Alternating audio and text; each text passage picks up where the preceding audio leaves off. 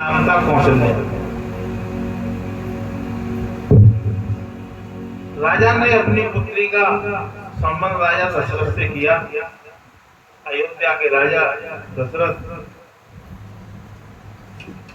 संबंध तो हो गया था, शादी नहीं हुई।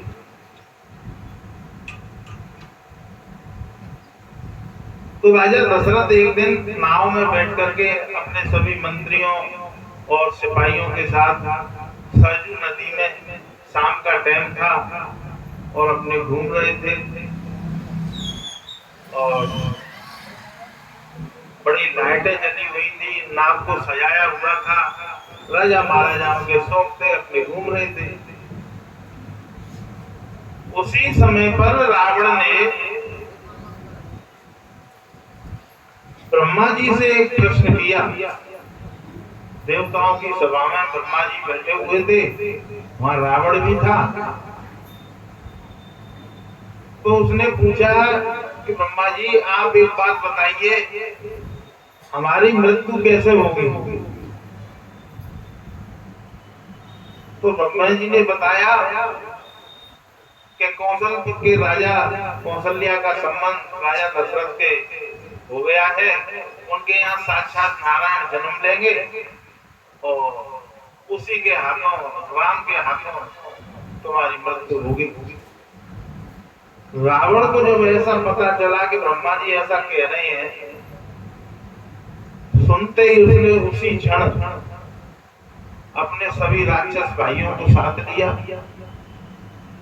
और ले जा करके जहां राजा दशरथ रात में अपनी नाव में घूम रहे थे, जल क्रीड़ा कर रहे थे, आनंद ले रहे थे, वहीं जाकर के रावण ने उन पर प्रहार किया। उनकी नाव को क्षतग्रस्त कर दिया, सिपाहियों को मार दिया। सौभाग्य की बात यह रही कि किसी एक नाव के टुकड़े पर राजा दशरथ और सुमंत उस पर बैठ करके बहने लगे। वो बच गए, मरे नहीं। और फिर उसने सोचा कि राजा दशरथ भी मर गए, तो रावण वहां से सीधा कौशलपुर गया। कौशलपुर जाकर के राजा दशरथ ने कौशल्या का अपहरण किया। अपहरण करने के बाद में उसे आकाश मार्ग से ले जा रहा था लंका। लेकिन फिर बीच में उसने सोचा कि कहीं मुझ पे से कोई देवता कहीं मुझसे छीन ना ले कौशल्या को, इसी के पुत्र के द्वारा मेरी मृत्यु होनी है। तो उसने क्या किया कि बीच समुद्र में अपने विमान को एक टापू पर रोका। वहां एक तिमिंगला नाम की एक मछली थी। उस टापू पर उस कौशल्या को एक सिंदूक में बंद करके तिमिंगला नाम की जो मछली थी उसको सौंप दिया कि ये तू मेरी धरोहर के रूप में रख ले।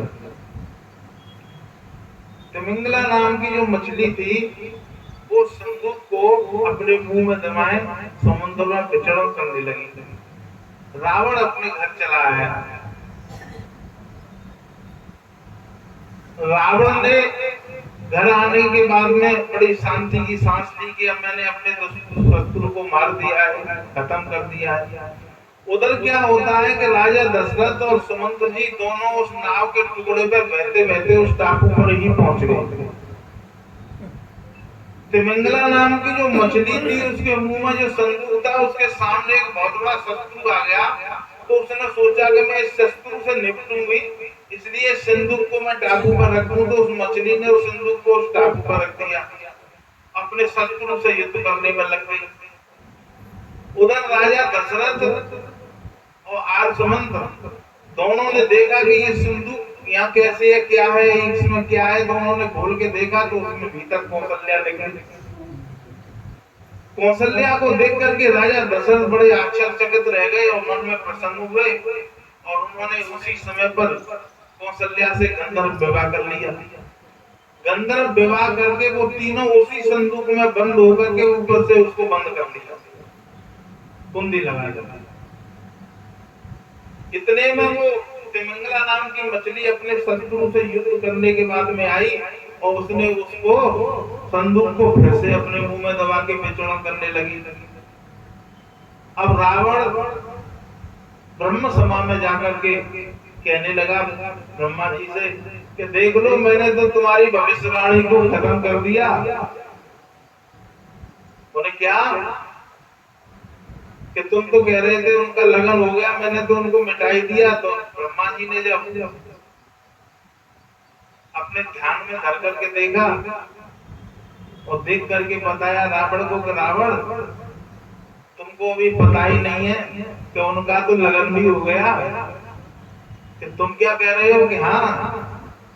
तो उसने तुरंत ही अपने सिपाहियों को भेजा, राक्षसों को भेजा कि जाकर के तिमंगला नाम की मछली से उस संदूक को लेकर के आइए।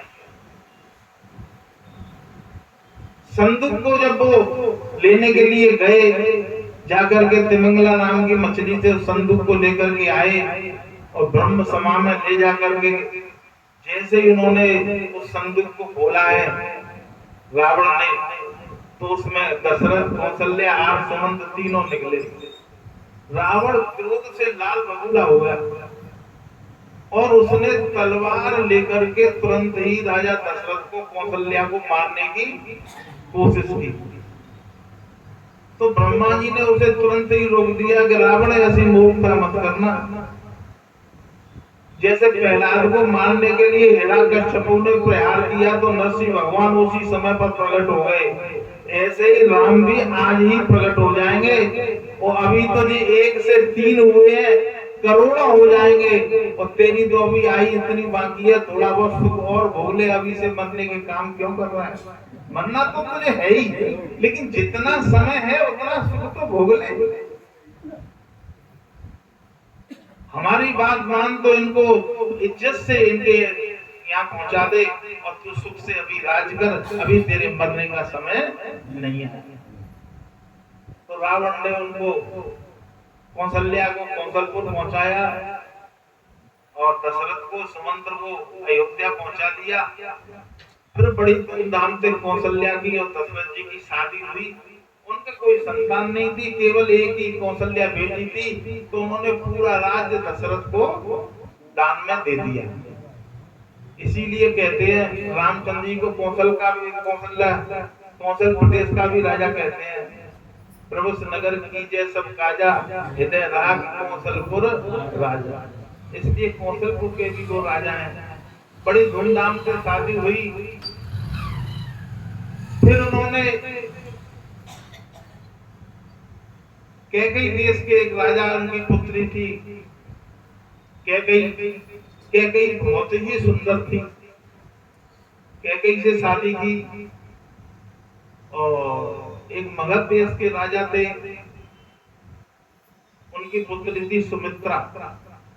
फिर उन्होंने सुमित्रा से शादी की। 3 रानियों से उन्होंने शादी की राजा दशरथ जी ने। उनमें कैकेयी बहुत सुंदर भी थी और वीरांगना भी थी, वीर बहुत थी। एक बार देवताओं में दानवों में युद्ध हो गया, तो वहां ब्रह्मा जी ने भविष्यवाणी की कि राजा दशरथ जिसके साथ लड़ेंगे उस विजय उन्हीं की होगी। तो राजा दशरथ देवताओं की तरफ से लड़े। जब भी युद्ध होता था तो कैकेयी उनके साथ जाती थी युद्ध में, रथ पर बैठ करके जाती थी। जब वो युद्ध चल रहा था काफी समय तक, घनघोर युद्ध चला। युद्ध चलते चलते क्या हुआ कि राजा दशरथ के रथ का जो पहिया था वो निकलने वाला था। उनका जो धुरा था पहिए के बगल में, उसमें वो लकड़ी मोटी सी फंसा देते हैं, उससे पहिया रुका रहता है। वो धुरा था वो निकल गया। कैकेयी की दृष्टि में पड़ा कि ये धुरा निकल गया है और पहिया निकलते ही रथ गिर पड़ेगा और राजा की मृत्यु हो जाएगी। कैकेयी बहुत वीरांगना थी। तो उसे अपने बचपन का एक ऋषि का श्राप याद आया था। कैकेयी ने बचपन में, जब बचपन था तो एक साधु संत थे, बहुत अच्छे महापुरुष थे, उनके चेहरे से स्याही पोंछ दी थी। तो उन्होंने उन्हें उसको उस समय पे एक श्राप दिया कैकेयी को कि कैकेयी तूने जो मेरा मुंह काला किया है और तेरे चेहरे पे ऐसी कालक लगेगी कि दुनिया का कोई भी इंसान तेरा नाम लेना भी पसंद नहीं करेगा, तेरे चेहरे पे ऐसी कालक लगेगी। एक तो ये श्राप दिया, लेकिन बचपना था, जब वो उठ करके चले तो उनका जो टेढ़ा मेढ़ा दंड सा होता है वो बहुत दूर रखा रहा। अब वो उठ करके लेने में समर्थ नहीं थे तो वो उठ नहीं पा रहे थे, तो कैकेयी ने वो दंड ला करके उनके हाथ में दे दिया। तो उसने एक वरदान भी दे दिया संत ने कि देख तूने मेरी सेवा की है तो मैं तुझे एक वरदान भी दे रहा हूँ कि जिस हाथ से तूने मेरे दंड को मुझे दिया है तेरा ये हाथ वज्र का हो जाएगा। तो उस समय पर जब दुरान निकला तो उसको भीतर से ये प्रेरणा मिली कि मेरा ये हाथ तो वज्र का है, वरदान मिला है। तो उस दुरा की जगह पर उसने अपने हाथ को लगा दिया कैकेयी, और युद्ध घंटों चलता रहा। वो कैकेयी का हाथ लगाई हुई और राजा दशरथ की मदद करती रही। जब राजा दशरथ की और देवताओं की विजय हो गई उसके बाद में रथ रोका गया। रोक करके राजा दशरथ कैकेयी से बड़े प्रसन्न हुए कि आपने आज हमारी जान बचा ली। तो उन्होंने कैकेयी से कहा कि तुम हमसे कुछ वरदान मांग लो। बहुत कहा कि वरदान मांग लो। तो उस समय पर कैकेयी बोली कि देखो मैं तुमसे क्या वरदान मांगूंगा, जो कुछ भी मेरा है वो सब तुम्हारा है, तुम्हारा है जो कुछ मेरा है, मैं क्या वरदान मांगू। कि नहीं नहीं आपने जो किया है इसके लिए कुछ तो हमसे मांग लो। कि अच्छा हमारे दो वरदान तुम्हारे पास सरोवर के रूप में है, जब हमें जरूरत पड़ेगी जब हम आपसे मांग लेंगे। ऐसा कहकर के राजा दशरथ बड़े सुखपूर्वक अपने महल में चले गए, अयोध्या में पहुंच गए। पहुंच करके बड़े आनंद से सुख से जीवन बिताने लगे। काफी समय बीत जाने के बाद में राजा दशरथ के अंदर एक प्रेरणा जाग गया। अवधपुरी रघुकुल मन राव, अवधपुरी रघुकुल मणि राव, वेद विदित तेहि दशरथ नाऊ, वेद विदित तेहि दशरथ नाऊ, राम सिया राम, वेद विदित तेहि दशरथ नाऊ, कौसल्यादि नार प्रिय सब आचरण पुनीत, पति अनुकूल प्रेम दृढ़ हरिपद कमल विनीत श्याम, मंगल भवन मंगल हारी, मंगल भवन मंगल हारी,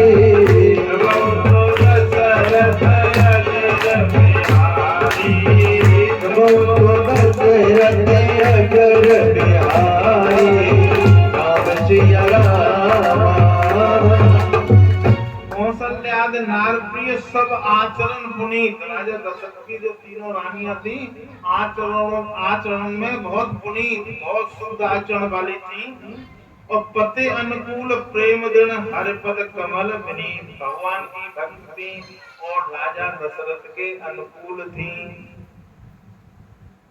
अनुकूल होने का मतलब होता है कि पति ने कह दी कि जी नीम नाने बम्बूरो है तो हाँ बम्बूरो। अनुकूलता का मतलब ये होता है कि तुम्हारी हर बात से हम सहमत हैं। पति अनुकूल, बड़े अनुकूल तीनों रानियों के साथ रह रहे थे। एक दिन राजा दशरथ के अंदर बड़ी पिलानी हुई।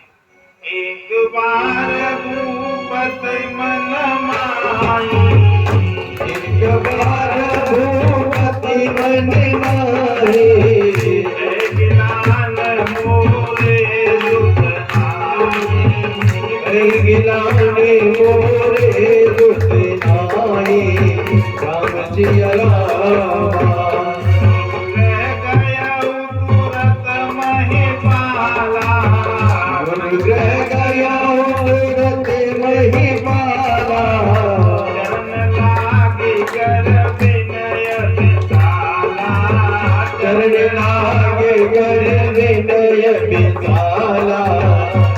सिया राम करने लागे कर विनय विशाला राम सिया राम। एक बार भगवत मन माही भई गिलान, उनके अंदर बड़ी गिलानी हुई कि मेरे पास सब कुछ है, धन है, धान्य है, संपत्ति है, हाथी है, घोड़े हैं, सब कुछ है, लेकिन मेरे कोई पुत्र नहीं है। पुत्र ना होने की राजा दशरथ के अंदर भीतर से बहुत गिलानी हुई, बहुत दुख हुआ।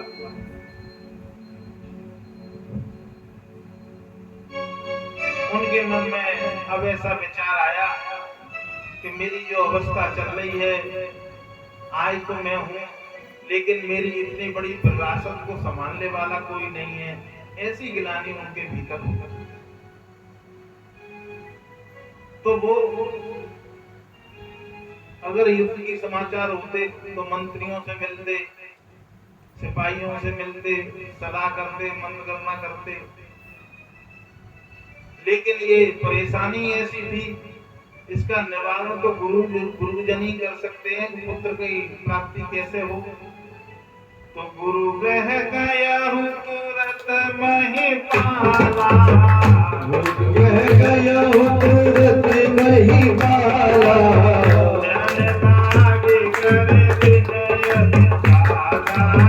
चरण लागे कर विनय विशाला राम सिया राम। निज दुख सुख सब गुरु ही सुनायो, निज दुख सुख सब गुरु ही सुनायो, बसे जगहु विधि समझायो, कहि बसे बहु विधि समझायो राम सिया राम। गुरु गृह गए और तुरंत महिपाला, तुरंत ही, ऐसा नहीं कि आज मिलेंगे कि कल मिलेंगे या गुरु जी से मुलाकात होगी तो बात करेंगे, नहीं, जब ऐसी गिलानी हुई तो तुरंत ही उसी ऐसे टाइम सीधे गुरु जी के घर पहुंचे और जाकर के उनको चरण बंदन किया और बंदन करके निज दुख सुख सब गुरु ही सुनाए। कुछ लोगों का ऐसा स्वभाव होता है कि दुख तो रोते रहते हैं जमाने में, हाय मर गए जी ना हाथ गुना हाथ जी कमी है, लेकिन सुख गायब ना था। लेकिन यहाँ गुरु के पास बैठे तो उन्होंने दुख कहा और सुख भी कहा। पहले सुख को कहा कि महाराज मेरे यहाँ काऊ चीज की कमी ना है, इंद्र के यहाँ जो सुख संपत्ति है उससे भी 1000 गुना मेरे यहाँ सुख सुविधाएं हैं, मेरे पास किसी बात की कमी नहीं है। मेरी पत्नियां हैं वो मेरे अनुकूल हैं, मेरी प्रजा है वो मेरे अनुकूल है, मैं तो क्या सुखी हूँ, मुझसे 1000 गुना ज्यादा मेरी प्रजा सुखी है। लेकिन महाराज कमी है तो एक ही है, बोले क्या कि मेरे कोई पुत्र नहीं है, इस विरासत को कोई संभालने वाला नहीं है। तो गुरु जी कहने लगे धरो धरो धीरा हो हे छुट चारी,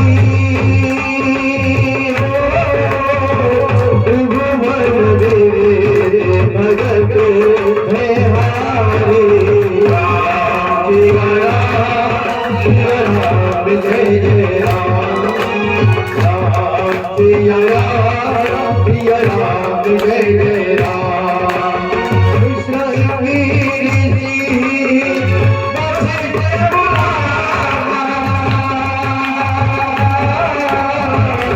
तेरे काम गुजर जय जय राम, राम सिया राम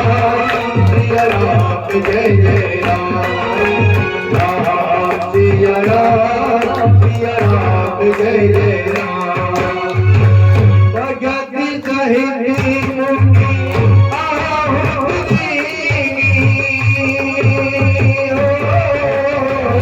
प्रगति अगे जरो राम सिया राम जय जय राम, राम सिया राम जय जय राम। गुरु वशिष्ठ जी कहने लगे धर्म वीर हो हे सुचारी महाराज, कैसी बातें कर रहे हो, आप तो एक पुत्र की बात कर रहे हो, तुम्हारे 4 पुत्र होंगे, आप चिंता ना करो, लेकिन तुम्हें एक काम करना मानना पड़ेगा कि सिंगी ऋषि वशिष्ठ ने कहा कि सिंगी ऋषि जी को बुलाइए और उनको बुला करके पुत्र काम्य के इष्ट एक यज्ञ होता है, उस यज्ञ को आप कराइए, जब जाकर के आपके यहाँ पुत्र की प्राप्ति। देखो सिंह ऋषि के बारे में बताएं। श्रृंगी ऋषि विभांडक ऋषि के पुत्र थे। वो इतने तपस्वी थे, इतनी तपस्या उन्होंने की थी कि एक बार अंग देश के राजा,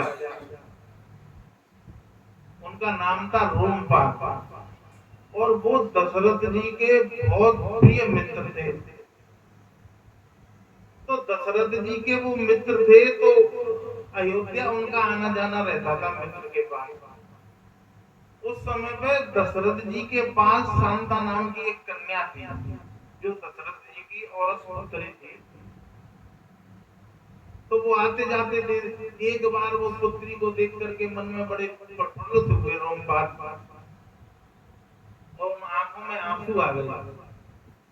राजा दशरथ ने देखा कि मेरे मित्र आज बड़े दुखी हैं और इतने रोमांटिक हो रहे हैं। उन्होंने पूछा कि क्या बात है। तो उन्होंने कहा कि आपके यहाँ की पुत्री है, इतनी सुंदर है, इतनी दुलारी है, क्या करूं, भगवान ने मेरे घर कोई संतान नहीं दी है, मेरा मन इसलिए ममता से भर गया। तो राजा दशरथ ने उसी समय पर अपने पुत्र को, अपनी पुत्री शांता को दान में दे दिया कि लो, आपके कोई संतान नहीं है, कोई बात नहीं है, इस पुत्री को मैं आपको। वो ले गई, पुत्री चली जाती है, काफी समय बीत जाता है। एक बार अंग देश में इतनी जोर की अकाल पड़ा, सूखा पड़ा, कई वर्ष हो गए, जल की एक बूंद नहीं पड़ी। तो बड़े दुखी हो गए सभी लोग, और इतने दुखी हो गए थे वो लोग जिसकी कोई सीमा नहीं। रोमपाद भी भीतर से दुखी गई, ये तो प्रजा हमारी प्यास से और पानी जल न मिलने से, अन्न धान से मर रही है हमारी प्रजा। तो उन्होंने ब्राह्मणों को बुलाया, साधु संतों को बुलाया, मतगणना की, उनसे पूछा कि भाई जल की वर्षा कैसे होगी, कोई तरकीब बताइए। तो उन्होंने तरकीब बताई कि देखो, इस समय पे सबसे तपेश्वरी, सबसे महान जो ऋषि हैं वो सिंगी ऋषि हैं।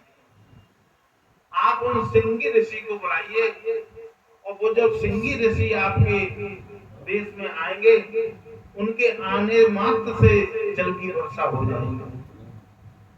तो उन्होंने कहा कि इनको बुलाया कैसे जाए। बोले कि देखो, अगर तुम वैसे बुलाओगे तो उनके पिता उनको भेजेंगे नहीं, क्योंकि उन्होंने तो अपने पिता ने कभी उनको अलग नहीं किया है, वो तो आश्रम में ही रहते हैं, कहीं आते हैं न जाते हैं। कोई युक्ति ऐसी सोचो जिस युक्ति से आप उनको बुला सको। तो उन्होंने फिर एक युक्ति सोची सिंगी ऋषि को बुलाने के लिए। ये वाल्मीकि रामायण की कथा सुना रहा हूं मैं तुम्हें। वाल्मीकि रामायण में ये कथा विस्तार से दी गई है। तो उन्होंने क्या किया कि 4-5 वेश्याओं को तैयार किया सिंगी ऋषि को बुलाने के लिए। बहुत ही सुंदर थी, और उन्होंने एक नाव को बनाया, उस नाव में बहुत बढ़िया कमरा बनाया, पर्दे वर्दे लगाए, उसमें सारे खान पान रहन सहन से बहुत युक्त सारी सुविधाएं उसमें तैयार की गई। उस नाव के सहारे वो विभांडक ऋषि के आश्रम तक पहुंची सारी,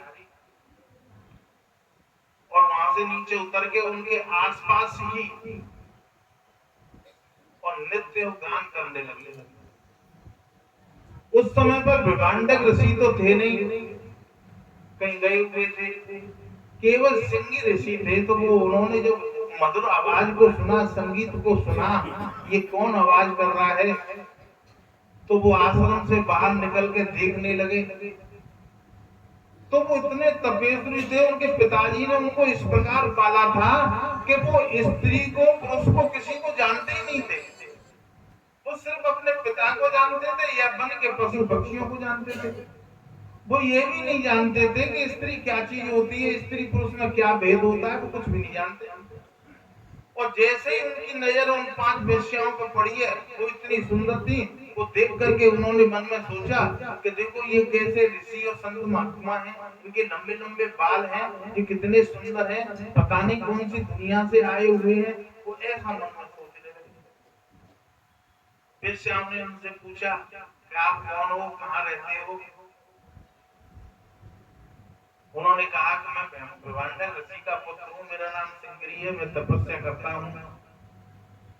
तो उन्होंने कहा आइए देखिए, हमारा महल यहाँ पर है। तो वो अपने नाव के पास ले गए।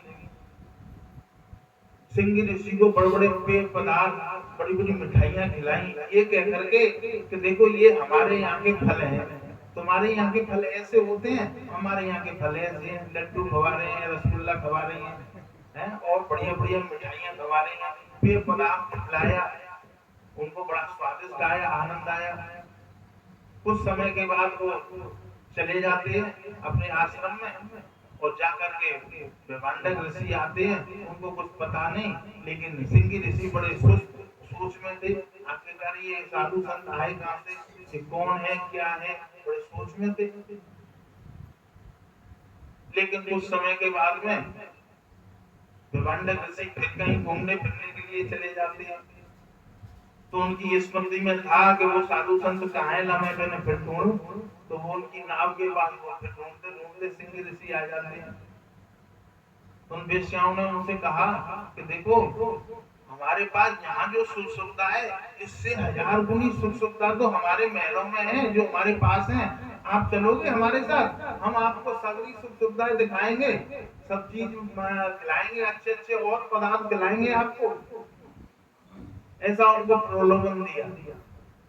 सिंगी ऋषि उस समय पे ये कुछ जानते नहीं थे, वो उनकी बातों में आ गए और उनको नाव में बैठा के अंग देश में लेकर के आया। और देखो प्रभु की ऐसी कृपा थी कि जैसे ही अंग देश में उन्होंने जमीन पर कदम रखा है, धुआंधार जोर की वर्षा होने लगी। इतनी जोर की वर्षा हुई कि रोमपाद ने वर्षा देख करके कह लिया कि ऋषि का मेरी देश की धरती पर कदम रख चुका है। और जैसे ही कदम रख करके और उनके महल में लेकर के आए, और वर्षा तो हो गई, सभी लोग प्रसन्न हो गए। अब अंग देश के राजा को मन में बड़ी भीतर एक गिलानी थी, क्या कि उनके पिता ब्रह्मांडक ऋषि को अगर पता चल गया कि मेरे पुत्र को इस तरीके से ले जा गए हैं, तो वो कहीं हमें श्राप ना दे दें। तो उन्होंने क्या किया, अंग देश के राजा रोमपाद ने कि उनके पिताजी को 22 जन बुलाया, और बुला करके सभी लोगों के सामने सभी सभा बुलाई गई। सभा के सामने उन्होंने कहा कि मैं अपनी पुत्री शांता का विवाह तुम्हारे सिंगी ऋषि पुत्र के साथ करना चाहता हूँ। वो भी प्रसन्न हो गए, ब्रह्मांडक ऋषि भी प्रसन्न हो गए, चलो कि मेरे पुत्र के लिए इन्होंने अपनी कन्या दे दी। तो ये सिंगी ऋषि, अच्छा सिंगी ऋषि का जन्म कैसे हुआ ये भी बताओ। ब्रह्मांडक ऋषि बड़े तपस्वी थे।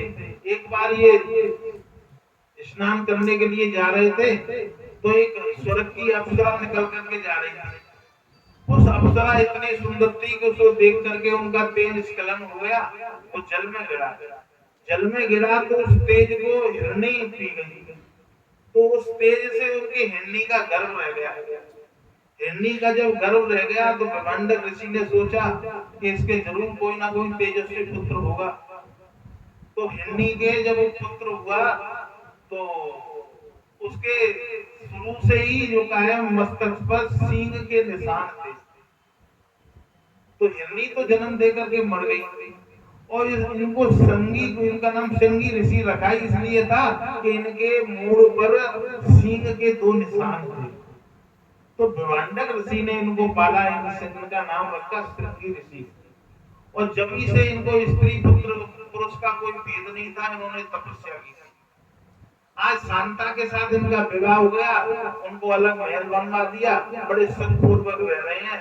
तो उसी बात को गुरु वशिष्ठ जी ने यहाँ कहा है, सिंगी ऋषि वशिष्ठ बुलावा। श्रृंगी ऋषि वशिष्ठ बुलावा, पुत्र का शुभ जय।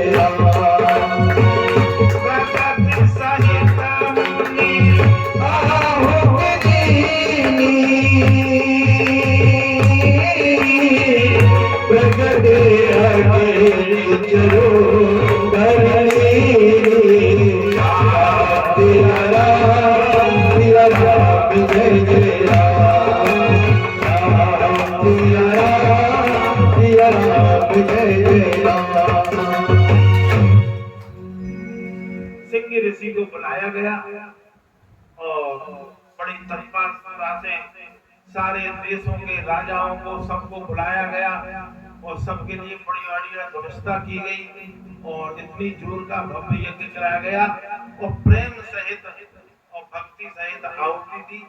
और जैसे ही आहुति दी है, प्रभु की कृपा ऐसी हुई, आहुति देते ही उसमें से यज्ञ नारायण पुरुष प्रकट हुए। यज्ञ नारायण पुरुष प्रकट हुआ, उनका शेर जैसे बाल थे, लाल कलर था, बिल्कुल ऐसा लगता था कि अग्नि में से ही निकले हैं, अग्नि में से ही निकले, बिल्कुल लाल अग्नि जैसा ही उनका कलर था। और उनके हाथ में एक कटोरा था जिसमें खीर थी और उन्होंने वशिष्ठ जी से अनुरोध किया कि ये राजा साहब को इस खीर को दे दो, ये देवताओं ने अपने हाथ से बनाई है और इस खीर को इनकी रानियां खाएंगी तो वो गर्भवती होंगी और उनके यहाँ 4 पुत्र भी प्रकट होंगे। भगत सहित मुनि आहुति दीनी, प्रकटे अग्नि चरोवर लीनी। सिया राम जय राम, सिया राम जय राम। जो वशिष्ठ बचु हृदय विचारा, सकल काजो आशीष तुम्हारा। सिया राम जय राम, सिया राम जय राम।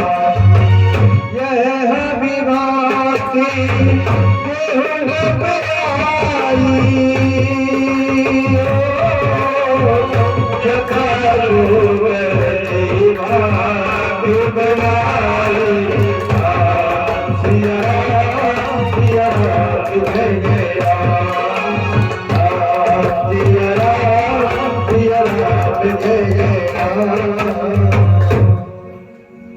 जो वशिष्ठ कछु हृदय विचारा, सकल काज वा सिद्ध तुम्हारा।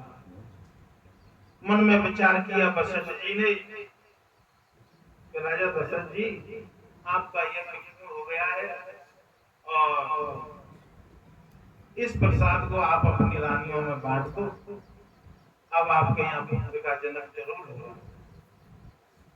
तब अदृश्य भये पापक सकल सबई समुझाय, परमानंद मगन नभ हरस नहि दय समाय। सिया मंगल भवन मंगल भवन अमय कल्याणी।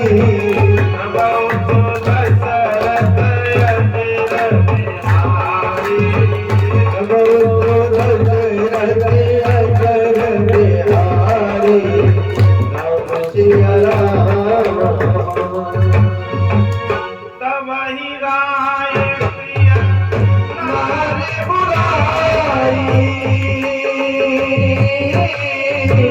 कौशल्या पिता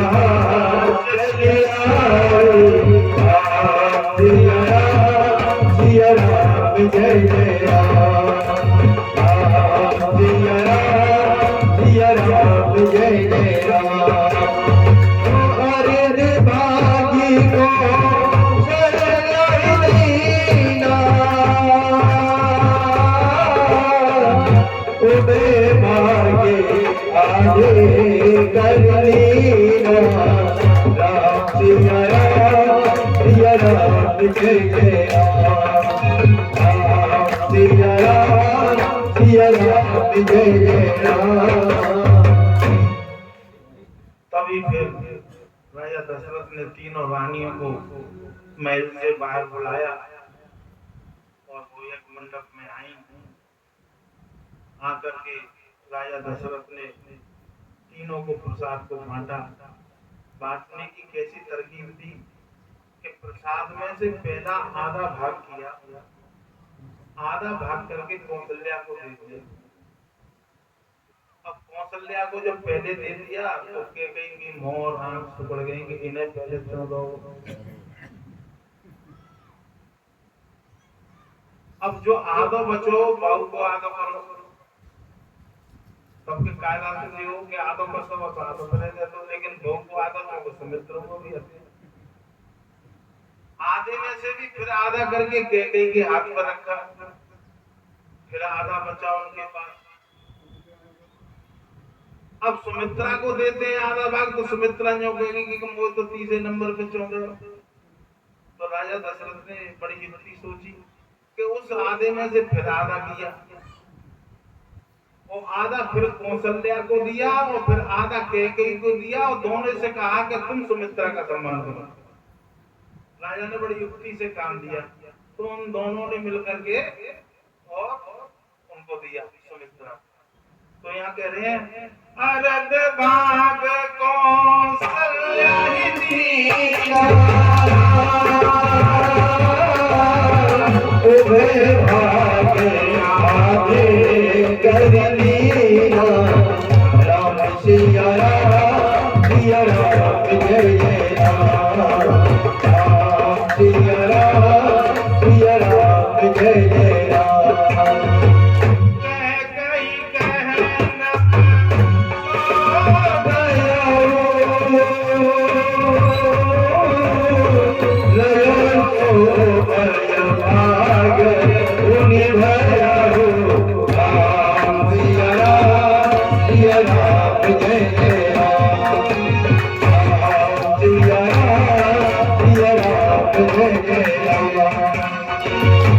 तीनों रानियों का सम्मान किया। अच्छा, ये कथा हरि अनंत हरि कथा अनंता कहाई सुनाई बहु विद सब संता। संतों के मुख से कथाएं अनंत रामायणों में अलग अलग कथाएं, एक आनंद रामायण आती है, उसमें एक कथा इस प्रकार बताई गई है कि कैकेयी को जब दिया तो उसको कुछ अच्छा नहीं लगा कि मुझे दूसरे नंबर पर दिया है, तो मन में बड़ी खिन्न हो रही थी। इतने में एक चील आती है, तो चील झपट्टा मार करके उसको ले जाती है, और ले जाके अंजनी माता अपने अंजनी पर्वत पर तपस्या कर रही थी, भजन पूजा कर रही थी, तो जाकर के उस चील ने उनकी गोद में जाकर के वो प्रसाद डाल दिया है, और उस प्रसाद को वहां डाल दिया है। प्रसाद को डालने के बाद में उन्होंने शंकर भगवान का प्रसाद समझ करके अंजनी माता ने उस प्रसाद को खा लिया। उस प्रसाद को खाने से उनका गर्भ रह जाता है, और उसी गर्भ से वहाँ हनुमान जी महाराज का जन्म होता है। बोलिए हनुमान जी महाराज की जय। हरि अनंत हरि कथा, अलग अलग कथाएं अलग अलग जगह पर अलग अलग। कौशल्या के कई हाथ धरे, दीन सुबे कही मन प्रसन्न करे, राम सिया राम जय जय राम, राम सिया राम जय जय राम,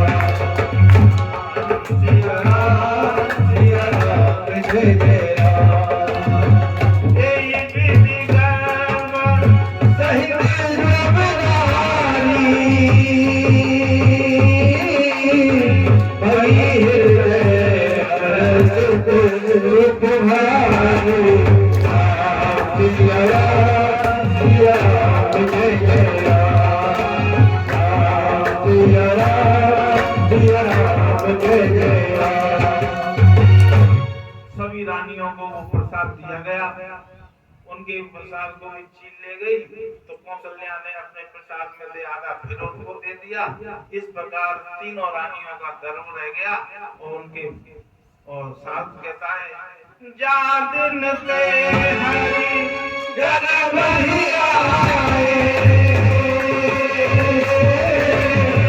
सकल लोग संत जाए, राम सिया राम जय जय राम, राम सिया राम जय जय राम। मंदिर में सब राज ही रानी, ओ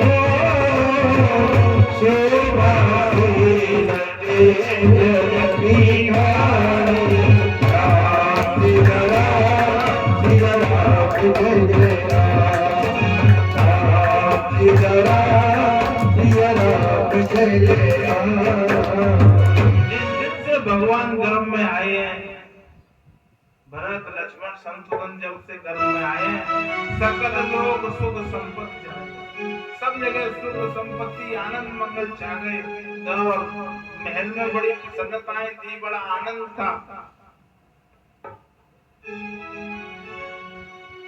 सुख दुख कछुक काल चल गयो, जब बगड़ सो अवसर भयो, सिया राम जय जय राम,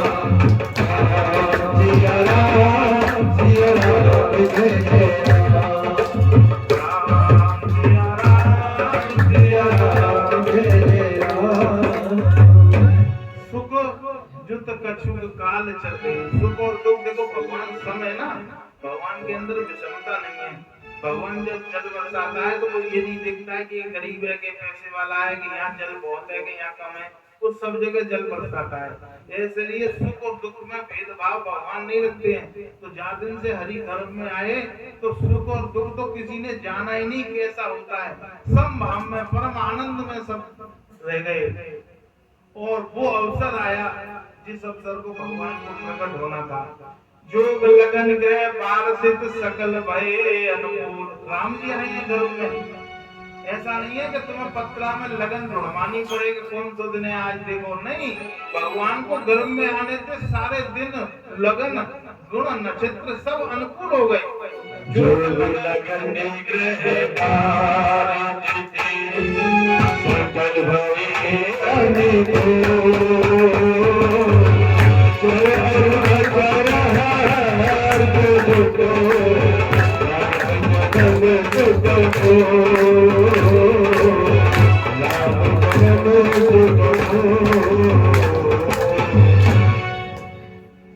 राम जन्म का समय आया और तुलसीदास जी लिखते हैं, नौमी तिथि मधु मास पुनीता,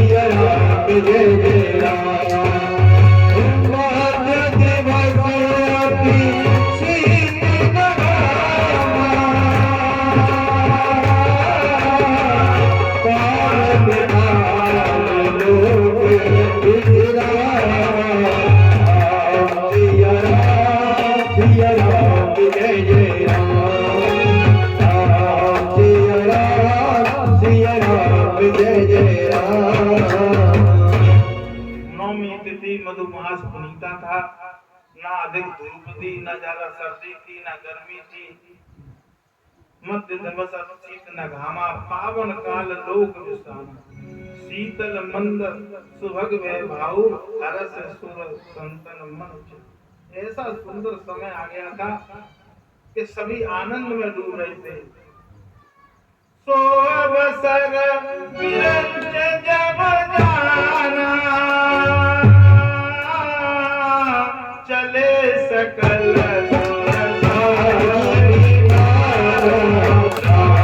सिया राम जय जय राम,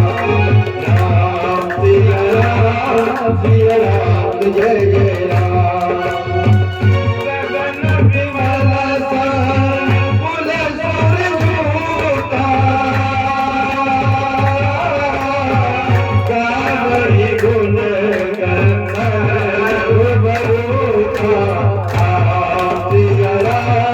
सिया राम जय जय राम, सिया राम जय जय राम। अब तो देखो जब मालूम पड़ गई सब देवता ना के राम जी अवतार लेने वाले हैं, उनके जन्म को समय आएगा हो, तो सभी देवता विमान सजा सजा के स्त्रियां उनकी सभी मंगल बधाई गीत गाते हुए अयोध्या में पहुंच रहे हैं। बड़ी जोर का आनंद हो रहा है। गंगल मोद शंकुर सुर जूता गावे गुण गंधर्व गरुका, और ऊपर से फूल बरसा रहे हैं। बरसहि सुमन सुअंजलि सारी गह गही गगन डोली बारी। सिया राम जय जय राम। सिया राम जय जय राम। ओ स्तुति करहि नाग मुनि देवा। बहु बिलावहि निज निज सेवा। सिया राम जय जय राम। सिया राम जय जय राम। सभी लोग देवता लोग स्तुति कर रहे हैं, स्तुति कर रहे हैं नागमुन देवा। सभी जो बन रही है सो सेवा ला करके दे रहे हैं। और सुर समूह विनती करें पहुँचे निज निज धाम। और जग निवास प्रभु प्रगटे अखिल लोक विश्राम। सिया राम।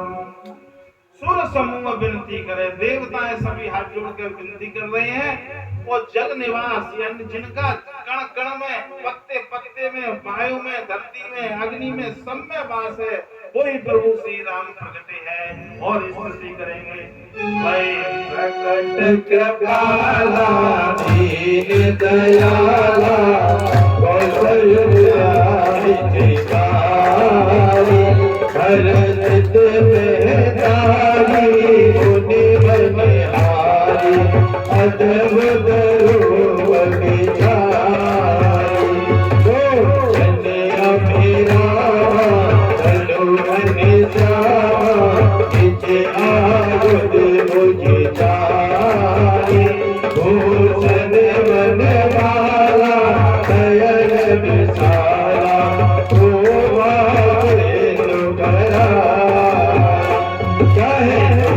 कर जोरी स्तुति तोरी विधि करो। माया गुण ग्यारा गीत हमारा। तेरा गुलाल करुणा चुप सागर सब दुनियागर। यही गावहि स्तुति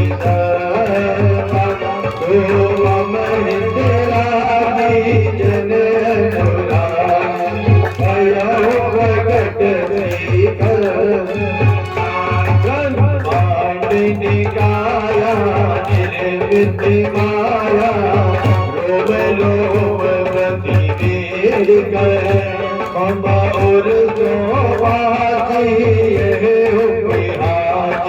सुनत धीर मति निर्णय। जग ज्ञाना प्रभु मुस्कारा। चरित बहुत विधि कीजय। कही कथा सुहाई बात बुझाई। यही प्रकार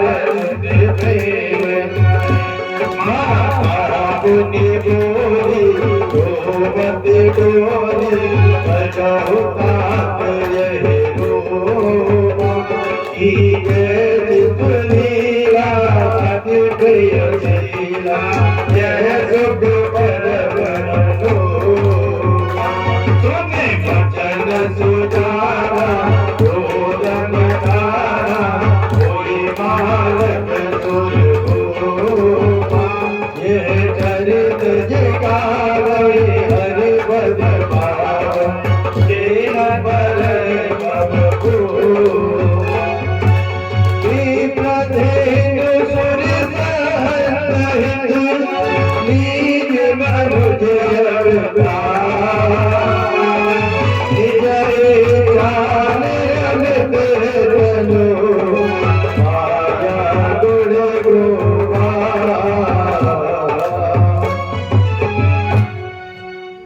भगवान राम का जन्म हुआ है।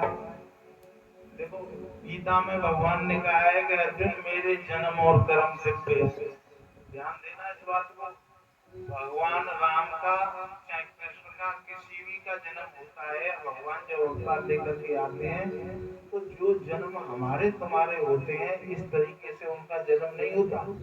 वो तो माया से ही उनको एहसास होने लगता है कि हमारे पेट में बच्चा है, लेकिन ऐसा नहीं होता। भगवान उस तरीके से प्रकट नहीं हुए।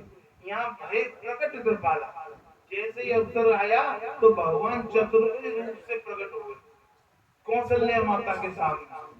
भूषण बनमाला नयन विशाला, बड़े नेत्र हैं, बनमाला पहने हुए हैं, बड़ा सुंदर रूप है, शंख चक्र गदा उनके हाथ में लगे हुए हैं। तो कौशल्या माता तो घबरा गई कि प्रभु जी मैंने तो तपस्या करी है, तुम पुत्र बन के आओगे, लेकिन तुम तो पिता बन के आएंगे, अब मैं क्या करूं? ये संसारी लोग कहेंगे कि ये चतुर्नारायण भगवान इनके यहाँ पुत्र बन के कैसे आएंगे? तुम्हें देख के कौन वो पुत्र नहीं कहेगा। तो क्या करना चाहिए कि कीजे सुलीला अति प्रियशीला, वो सुख परमाणु का। तुम ऐसा करो कि देखो जैसे पुत्र बन जाते हो, ऐसे पुत्र बन करके शिशु जो लीला करता है सो लीला करता। तो भगवान जब उन्होंने कहा है तो उनको ज्ञान दिया है राम जी ने जब उनको ज्ञान दिया तो उपजा जब ज्ञाना प्रभु मुस्काना। भगवान जब जब मुस्कुराते हैं तो सामने वाले की बुद्धि बिल्कुल विस्मृत हो जाती है, उसे ध्यान ही नहीं रहता। तो उन्होंने चतुर्भुज रूप का उन्हें कोई ध्यान ना रहे, इसलिए मुस्कुरा करके भगवान अंतर्यान हो गए और बच्चे का रूप लेकर के भगवान कौशल्या जी के बगल में सो जाते हैं और कहते हैं कि ये सुसलीला अति प्रियशीला तो सुख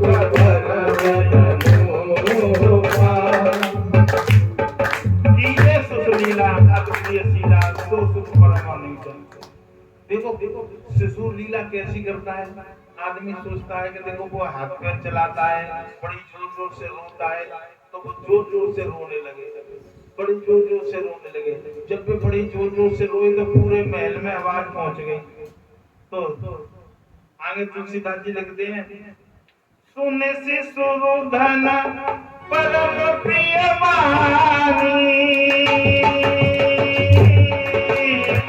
संभव चले आई सब रानी, सिया राम जय जय राम, सिया राम जय जय राम। हर सिद्ध जहाँ जहाँ गाई गाती, आनंद मगन सकल उर्वाती, सिया राम जय जय राम, सिया राम जय जय राम। जैसे ही आवाज सुनी है सारी दास दासियां दौड़ी हैं, कोई इधर को भाग रही है, कोई इधर को भाग रही है, कोई काउए समाचार दे रही है, कोई काउए समाचार दे रही है कि कौशल्या माता के लाला भयो बड़ी जोर की। दशरथ पुत्र जन्म सुन काना,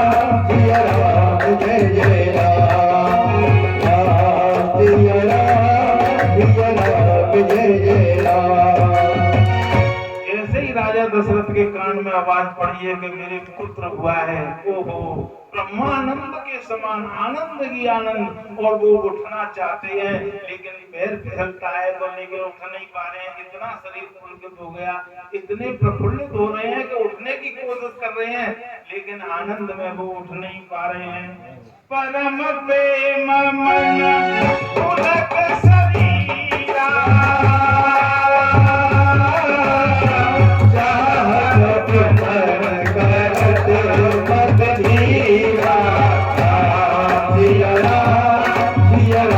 जय जय राम सिया राम जय जय राम जागर नाम सुनत सब होई मोहि गए आवा प्रभु सोई राम सिया राम जय जय राम सिया राम जय जय राम।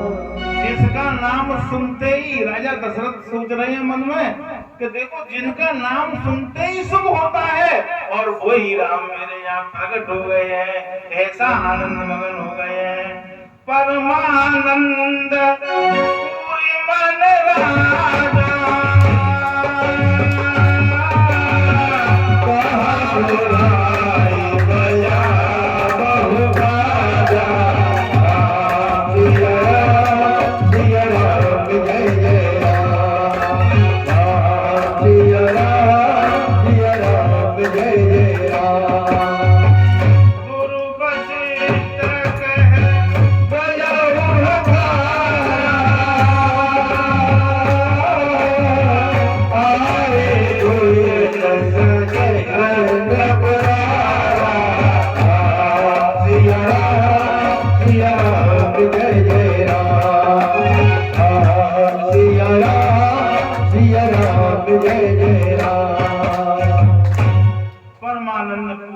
राजा कहा बुलाए बजाओ बाजा। उन्होंने कहा जाओ कोई बाजे वाले को बुलाइए और बाजा बजाया जाए और गुरु वशिष्ठ को खबर भेजिए। तो सभी ब्राह्मण लोग सभी राजा दशरथ के महल में आ गए हैं और उन्होंने अनुपम बालक देखहि जाई रूप लागे गुण कही नजराई राम सिया राम जय जय राम सिया राम जय जय राम। सभी लोग बालक को देखने के लिए उनके मन में उत्साह उठ रहा है। और धर्मेंद्र जी आप थोड़ी सी जो का बधाई गाए दो एक कुंज व्यासी के नाम। प्रगटे हैं चारों भैया मेरे भाग्य बधैया प्रगटे हैं चारों भैया मेरे भाग्य बधैया बाजे बधैया बाजे बधैया बाजे बधैया बाजे बधैया चमरिया है चारों भैया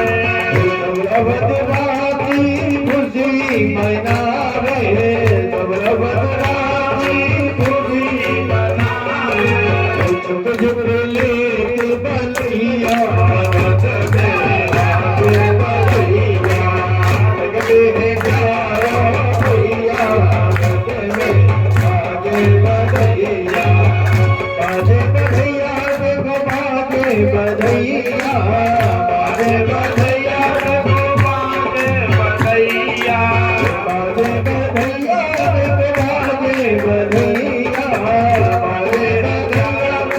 बाजे बधैया बधैया चारो भैया बाजे बधैया बधे चारो भैया बधे बाजे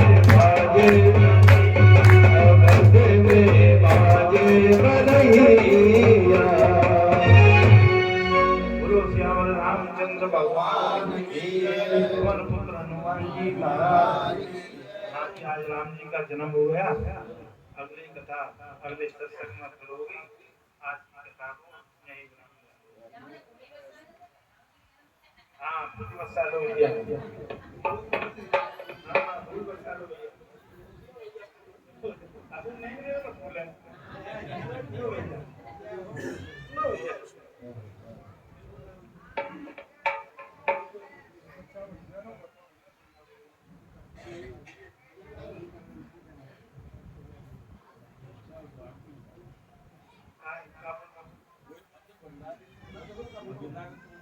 अच्छा भंडारा स्थल राधा कुंड नहर के आगे Govardhan road gamma number 447 Delhi वालों का धर्मशाला गोवर्धन मथुरा। ठीक है ना। ये भंडारे का नौका है गोवर्धन का। ये तारीख है तुम्हारे साथ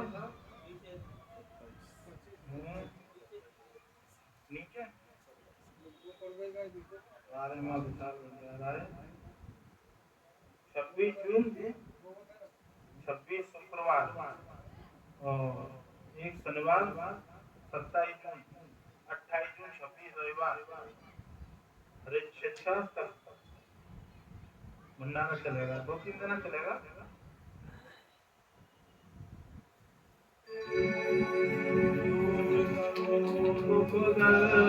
सब दया करो भगवान मन